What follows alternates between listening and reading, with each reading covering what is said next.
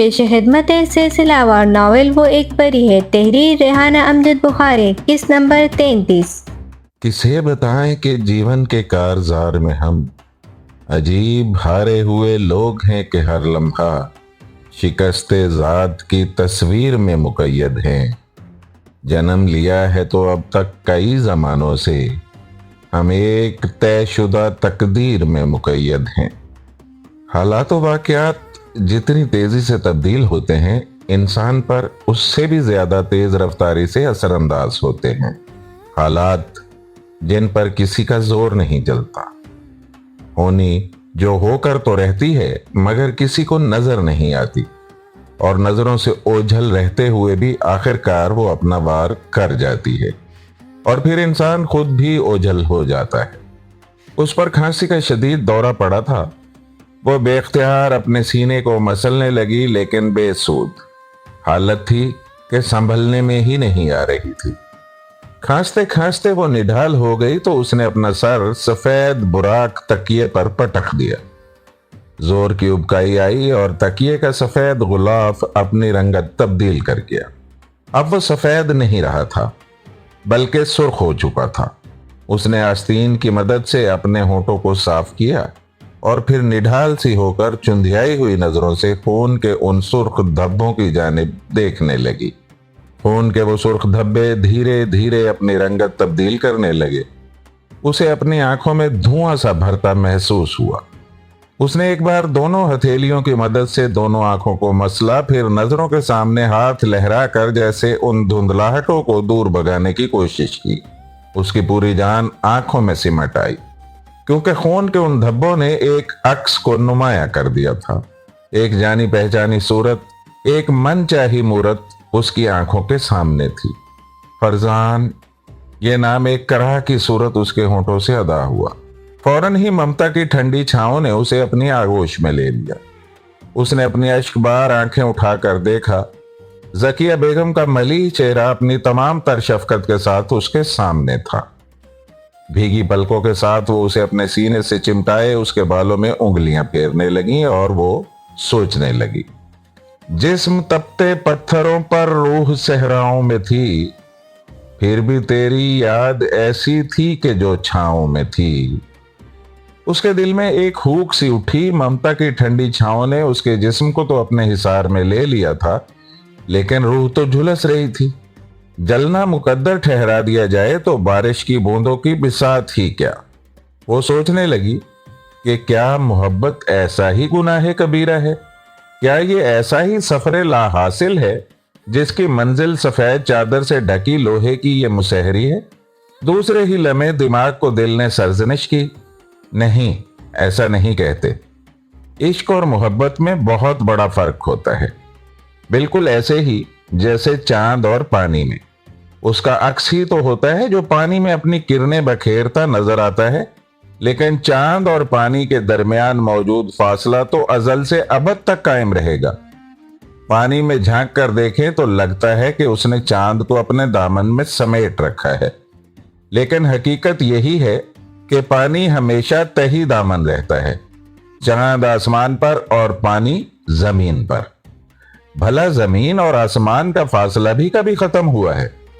دل نے پیار بھری ڈانٹ پلائی تو دماغ نے بے چارگی سے جواب دیا، نہیں۔ دل کا کہکہا بلند ہوا، پھر وہ فتح مندی سے بولا، پگلے، یہی تو فرق ہوتا ہے عشق اور محبت میں۔ عشق سے محبت نے زیست کا مزہ پایا، درد کی دوا پائی، درد لا دوا پایا۔ دماغ نے چپ سادھ لی اور دھڑکنیں بھی اعتدال پر آ گئیں۔ زارا نے نظریں گھما کر اطراف میں دیکھا تو دونوں طرف قطار در قطار لوہے کی مسہریاں بچھی ہوئی نظر آئیں۔ وارڈ میں لگے ہوئے بلب کی زردی مائل کمزور روشنی طرح طرح کے مریضوں کی صورتیں اجاگر کر رہی تھی۔ ہر چہرہ تھکا ہوا، ستا ہوا اور زردی میں ڈوبا ہوا۔ یوں دکھائی دیتا تھا جیسے اس ماحول میں زندگی کے کوئی آثار نہ ہو۔ ہر طرف ایک چیختی ہوئی خاموشی، ایک اداس چپ۔ یہاں جتنا سناٹا کیوں ہے؟ ہر منظر اتنا دھندلایا ہوا کیوں ہے؟ کیا ہو گیا ہے مجھے؟ کیا میری نظر کمزور ہو رہی ہے یا واقعی ماحول پر کچھ تاریکی چھائی ہوئی ہے؟ ज़ारा ने परेशानी से सोचा। पता नहीं आज अभी तक ये नर्स क्यों नहीं आई। ज़किया बेगम की धीमी सी बड़बड़ाहट उसकी समातों से टकराई, जो अब उससे कुछ फासले पर रखी हुई कुर्सी पर जा बैठी थीं। मुझे नींद क्यों नहीं आ रही? एक और सवाल उसके दिमाग में सरसरा उठा और साथ ही हलक में गोला सा घूमा। खांसी की तेज आवाज बुलंद हुई और वार्ड की उदास खामोशी सिसक सिसक कर दम तोड़ गई। सन्नाटे का सीना चाक हो गया था और शायद ज़ारा का सीना भी। वो बुरी तरह अपना सीना मसल रही थी और बेतहाशा खांस रही थी। ज़किया बेगम घबरा के उठी और उसकी गर्दन के नीचे कलाई रखकर उसे संभालने की कोशिश करने लगी, लेकिन ज़ारा थी कि बेआब मछली की तरह फड़कती ही चली जा रही थी। ज़किया बेगम ने घबराकर मदद तलब नजरों से चारों तरफ देखा, लेकिन चुपचाप लेटे मरीजों के अलावा उन्हें और कुछ नजर न आ सका। वो जल्दी से उठकर गिलास में पानी उंडेलने लगी। वो पानी लेकर मुसहरी के करीब वापस पहुंची और ठीक उसी लम्हे ज़ारा के बेकरार जिस्म को जैसे करार आ गया। वो साकत हो चुकी थी। मलबूसे जहां पे रास्ते की गर्द के सिवा, क्या रह गया है दिल में तेरे दर्द के सिवा।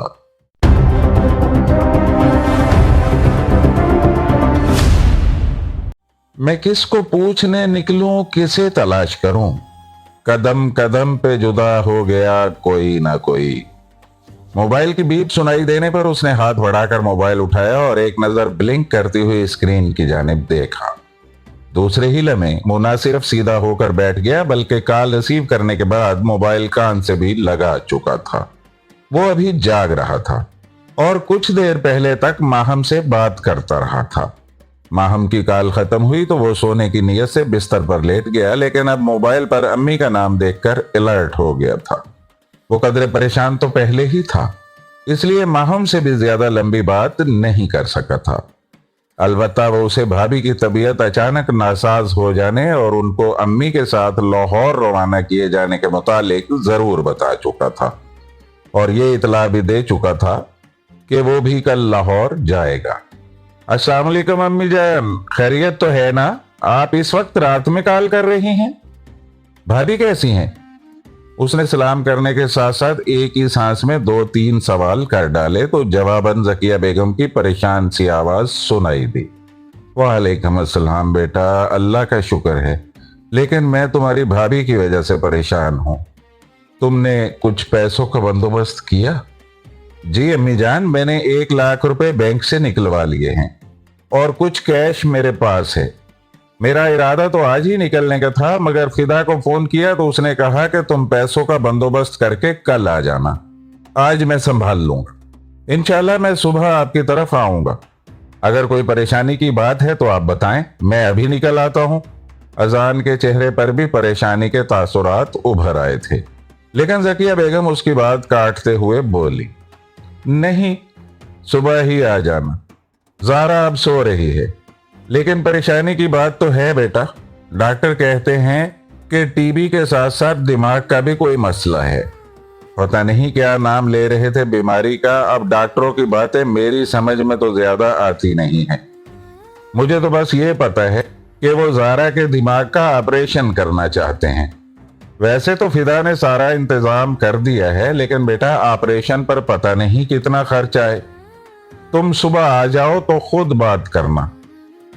अजान ने पूरी बात सुनी, फिर उन्हें तसल्ली देते हुए बोला, आप परेशान ना हो अम्मी जान, मैं सुबह पहुंच जाऊंगा। अल्लाह बेहतर करेगा, भाभी ठीक हो जाएंगी इंशाअल्लाह। अल्लाह तुम्हारी जुबान मुबारक करे बेटा। ज़किया बेगम की आवाज भर्राई हुई थी। इसके साथ ही कॉल डिस्कनेक्ट हो गई। क्या बतलाएं कैसे कैसे जीवन सहना पड़ता है। एक एक शय से डर लगता है, फिर भी रहना पड़ता है। कागज बनकर उड़ना पड़ता है बेरहम हवाओं में, लकड़ी बनकर जालिम दरियाओं में बहना पड़ता है।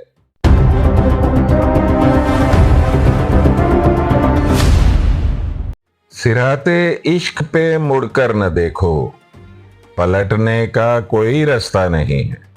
शेर अच्छा है, लेकिन ये ख्याल शायर का है, मेरा नहीं, क्योंकि मुड़कर देखना, पलटकर चलना या आगे बढ़ना, इसका फैसला फरजान खुद करता है। शेर का जवाब शेर में लेना चाहो तो किसी शायर का एक शेर मैं तुम्हें सुनाता हूं। पलटना, झपटना, झपट कर पलटना, लहू गर्म रखने का है एक बहाना। कहने वाले ने शायद मेरे लिए ही कहा है, क्योंकि मैं जो करता हूं, जब भी करता हूं, अपनी मर्जी से करता हूं। मैं किसी का पाबंद नहीं हूं। फरजान दोनों हाथों की उंगलियां आपस में फंसाए संजीदगी से बात कर रहा था और फरियाल टेबल पर कोहनी जमाए, हथेली पर ठोड़ी टिकाए महवियत से सुन रही थी। चंद लम्हों की खामोशी के बाद फरजान सिलसिला कलाम दोबारा जोड़ते हुए बोल, बहरहाल तुम्हारी तसल्ली के लिए इतना बता देता हूं कि मैं वापस नहीं जा रहा। मैंने अपना इरादा मुलतवी कर दिया है। तुम्हारे भाई ने मुझे 2 रास्ते दिखाए थे, जिनमें से एक पर चलने का इरादा मैंने कर लिया है। और फरियाल का धुआं धुआं चेहरा रोशन हो गया। उसकी उदास नजरों में जुगनू चमक उठे। खटपट की आवाज सुनाई देने पर फरियाल की महवियत टूट गई। उसने चौंक कर नजरें उठाई तो बूढ़ी मुलाजमा बानो टेबल पर नाश्ता लगाती नजर आई। ठीक उसी वक्त यावर जमान तौलिए से हाथ पहुंचते हुए डाइनिंग रूम में दाखिल हुआ। उसने तौलिया बानो की तरफ उछाल दिया, जो उसने फौरन ले लिया और बाहर निकल गई। यावर जमान कुर्सी घसीट कर बैठा और किसी की तरफ देखे बगैर बाआवाज़े बुलंद सलाम किया और जवाब का इंतजार किए बगैर फरजान से मुखातिब हुआ। फरजान, तुमने अब तक नाश्ता नहीं किया? जल्दी करो, हम लेट हो रहे हैं। तुम्हें अपनी मंजिल की तरफ बढ़ने की जल्दी नहीं है? फरजान ने प्लेट में से तोस उठाकर एक नजर यावर जमान को देखा और बोला, कुछ लोग ये सलाहियत रखते हैं कि मंजिल खुद आगे बढ़कर उनके कदम चूमने को बेकरार रहती है, और फरजान शायद उन्हीं लोगों में से एक है। यावर जमान ने तवज्जो से फरजान की बात सुनी और छुरी उठाकर तोस पर मक्खन लगाते हुए बोला, मंजिलें उन्हीं के कदम चूमती हैं जो आगे बढ़ने का हौसला, मजबूत कुव्वत इरादी और ताकतवर दिमाग के मालिक होते हैं।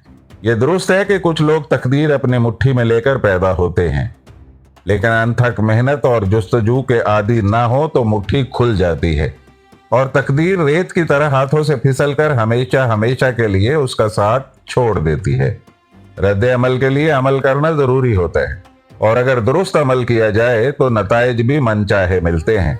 फरजान सुकून से चाय का कप लबों से लगाए घूंट घूंट चाय पीता रहा। चाय खत्म करके उसने कप टेबल पर रखा और बोला, सोच अपनी अपनी होती है, जिससे इख्तलाफ भी किया जा सकता है, लेकिन मैं इस वक्त बहस के मूड में नहीं हूं। सिर्फ इतना कहूंगा कि वक्त सबसे बड़ा मुनसिफ होता है। कौन क्या कर सकता है, इसका तायुन वक्त से बेहतर कोई नहीं कर सकता। मेहनत, लगन, दयानतदारी, ईमानदारी, ये सारी बातें बच्चे प्रेप क्लास में ही पढ़ लेते हैं। आप मुझे कोई नई बात नहीं बता रहे। ये आप लोगों ने क्या फलसफा शुरू कर दिया? मुझे भी तो बताएं कि आप दोनों कहाँ जा रहे हैं। सारी मार्फत की बातें आपस में ही कर रहे हैं, मुझको भी कुछ समझा दें। फरियाल ने दोनों की बातें नासमझी से सुनते हुए झुंझलाकर यावर जमान से शिकायत की। मैं तुम्हें आसान अल्फाज में बताता हूं कि फरजान ने अपने पैरों पर खड़ा होने का फैसला कर लिया है। यह अपने जिस सफर का आगाज करने जा रहा है, आज उसका पहला कदम उठा रहा है। यावर जमान ने कुर्सी पीछे खिसका कर खड़ा होते हुए कहा, आओ भाई फरजान। यावर जमान ने इत्मीनान से बैठे फरजान को मुखातिब किया तो फरजान भी इस बात में सर हिलाते हुए उठ खड़ा हुआ। दोनों एक साथ कदम बढ़ाते हुए बैरूनी दरवाजे की तरफ बढ़ गए। फरियाल दोनों की पुश्त पर नजरें जमाए गहरी सोच में गुम थी, लेकिन अब उसके चेहरे पर परेशानी के तासुरात की बजाय गहरा सुकून था। कहानी अभी बाकी है, फिर मिलते हैं अगली किस्त में, सिर्फ दास्तान कदा पर।